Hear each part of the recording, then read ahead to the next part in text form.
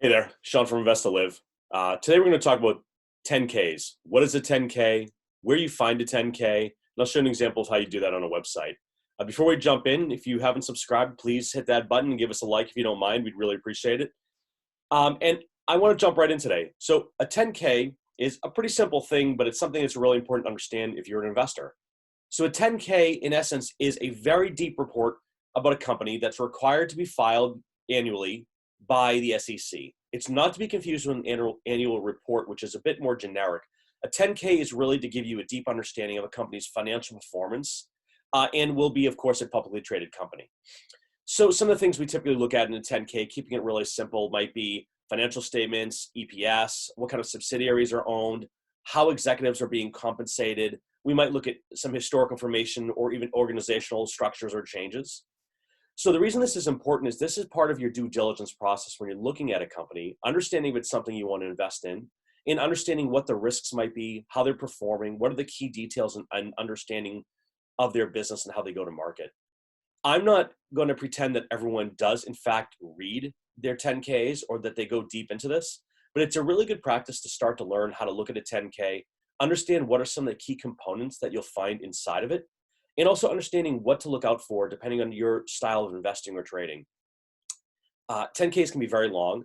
There's a lot of detail. It's certainly not necessarily fun, easy, or interesting reading for everyone, but there's certain things that you can pull out really quickly that at least give you a baseline understanding of what's going on, how you feel the company is trending, and if there's things you weren't aware about that maybe you should before you invest in a company. So there's typically about 5 key categories I think about from a sectional perspective of a 10K. The first piece is the business. Really simply put, this is how a company generates their revenue or makes money. Understanding their operations, what they're selling, what services they might have. So really simply put, a lemonade stand sells lemonade, right? We want to understand what that looks like, what's involved in it. The other piece of a 10K that you should definitely be paying attention to is risk factors. Risk factors, although seemingly very obvious, there can be a lot of things that you may not know about subsidiaries or operating arms or other areas of the business that you're not as familiar with. So the idea here is just to give you a general and also pretty deep outline of any and all risks that the company faces or may potentially face depending on things that haven't happened yet. Could be regulations, could be macroeconomic factors, could be legacy changes to the executive suite, et cetera. Could be competitive as well. And what they'll do is provide a statistically relevant perspective is what those risks are. So that it's always going to be or should be listed in order of importance to help investors understand what it is and make it as easy as possible. Now, there's also another section that's called the selected financial data section. This is really where we understand specific financial information about the company going back over a time period of 5 years. This helps you to understand really near-term performance as opposed to a historical long-term perspective or a 20-year view of how the company has trended, et cetera. So this helps you to understand how things have been going in the near term, what those trends look like, and gives you the ability to perform some analysis on this if you'd like to do that. Analysts will oftentimes do this as well, but I think it's a good practice just to go in and do it yourself once in a while. The fourth piece of this is the manager's discussion and analysis of some of these previous pieces, such as financial condition and the overall results of ongoing operations. Sometimes this will be known as MD&A. And what it does is it gives their leadership a chance to actually explain the business, how they feel the results came in from the previous fiscal year. And rather than just having everything in writing or in numbers or in charts or in graphs or based on purely data, this is an opportunity for a company to really step in and give its perspective of what they believe the company is doing, how it's performing, where it's going, and what has happened in the past.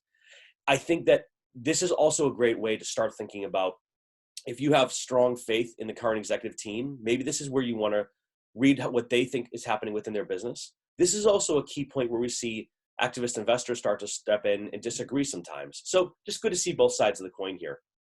Now, of course, the other piece of this that's very important, and the fifth piece, is financial statements and any additional supplementary data that wants to be included in this. This is typically going to be things like the audited financial statements, of course, including an income statement, balance sheets, and statements of cash flows. And many times, or I shouldn't say many times, you should always see a letter from the company's independent auditor really helping to be clear on what certifications around the scope of the review have been done on this company. I want to just tease out a couple of words here. Independent auditor and certifying. It's very important that publicly traded companies are being audited by independent firms. That is to say they have no real relationship with the firm they're doing this audit on, and also making sure that they're certifying it under penalty. This ensures that the information you're getting as an investor is proven, has been checked again and verified and certified, and you can be sure that those financials are what they are based on what you're reading today. A little caveat, things can always happen, and always go forward with an eye towards risk and understanding the what if scenarios, because we have seen companies in the past have manipulated numbers or financials that don't always match.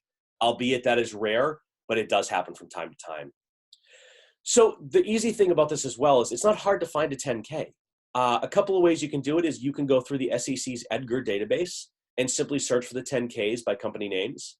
Or even easier, a lot of times, if there's a specific company you're looking at, you can go right on their website and actually go to the investor relations section and find all of their financial data, all of their recent filings, annual reports, etc. But that's where you'll find that 10K as well. So in essence, the key takeaways we have from today is understanding that 10K is a very thorough, audited and certified statement of current operations within the company across a number of categories. It's a required report by all publicly traded companies to remain within compliance with the SEC, and it's going to have a much greater level of detail than just what the annual report will put out every year. We want to make sure you go through this with a fine-tooth comb at times, learn what the different things mean. If there's things you don't understand, you should always look them up and try to get a decent tool or a decent understanding, or at least a working knowledge of what you're reading and what it means. Even if it's just very basic, it can provide a lot of value to you in the way you invest your money. So in a nutshell, really, what I would say here is, overall, the idea of a 10K is really important for anyone who's beginning their path from an investing perspective, and if you're a trader as well, looking at longer term trends. I certainly don't think that everything you need to know is always going to be in there. There's always some speculation you may want to do as an individual investor. But that said, if you're not looking at 10Ks, are you really looking at the company? Maybe not. So take a few minutes every once in a while, check out some different sections. And you know what? Sometimes it's even fun just to go in and understand what their executives are being paid, what those compensation packages look like, who's on the board, what are their compensation looking like. So without much else to say here, if you're not reading 10Ks, you should definitely check them out. It's not hard to find out where they are. You can check the SEC's website and go under the EDGAR section to look them up. Or really, any website out there, you can simply look for investor relations.